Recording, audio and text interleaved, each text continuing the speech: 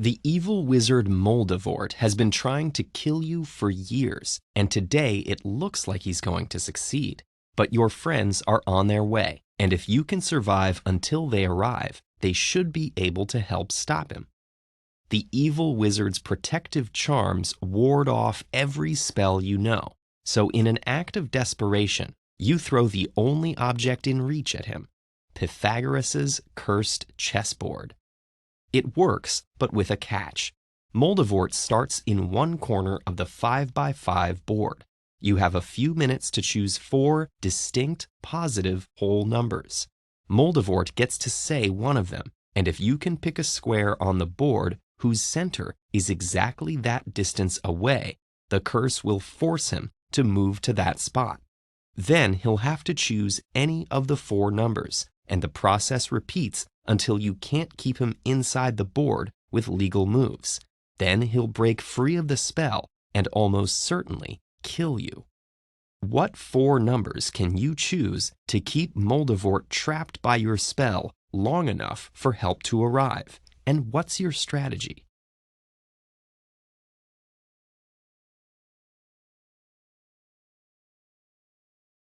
The trick here is to keep Moldavort where you want him, and one way to figure out how to do that is to play out the game as Moldavort would, always trying to escape.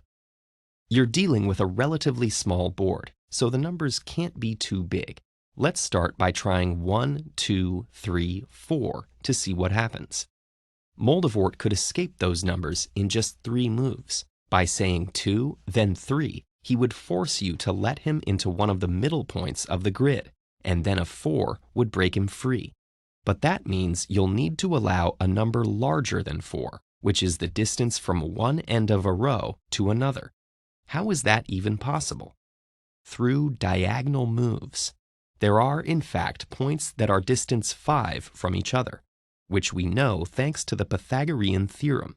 That states that the squares of the sides of a right triangle add up to the square of its hypotenuse. One of the most famous Pythagorean triples is 3, 4, 5, and that triangle is hiding all over your chessboard. So if Moldavort was here and he said 5, you could move him to these spaces. There's another insight that will help. The board is very symmetrical.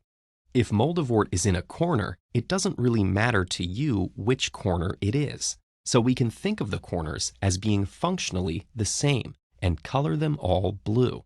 Similarly, the spaces neighboring the corners behave the same as each other, and we'll make them red.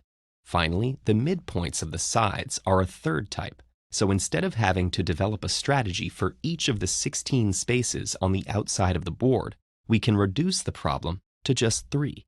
Meanwhile, all the inside spaces are bad for us, because if Moldavort ever reaches one, he'll be able to say any number larger than 3 and go free. Orange spaces are trouble too, since any number except 1, 2, or 4 would take him to an inside space, or off the board. So orange is out, and you'll need to keep him on blue and red.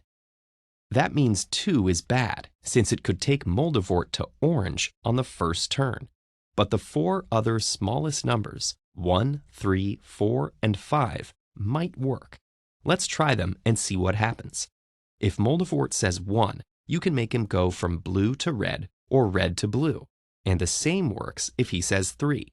Thanks to our diagonals, this is even true if he says 5. If he says 4, you can keep him on the color he's already on by moving the length of a row or column. So these 4 numbers work. Even if your friends don't get here right away, you'll be able to keep the world's most evil wizard contained for as long as you need.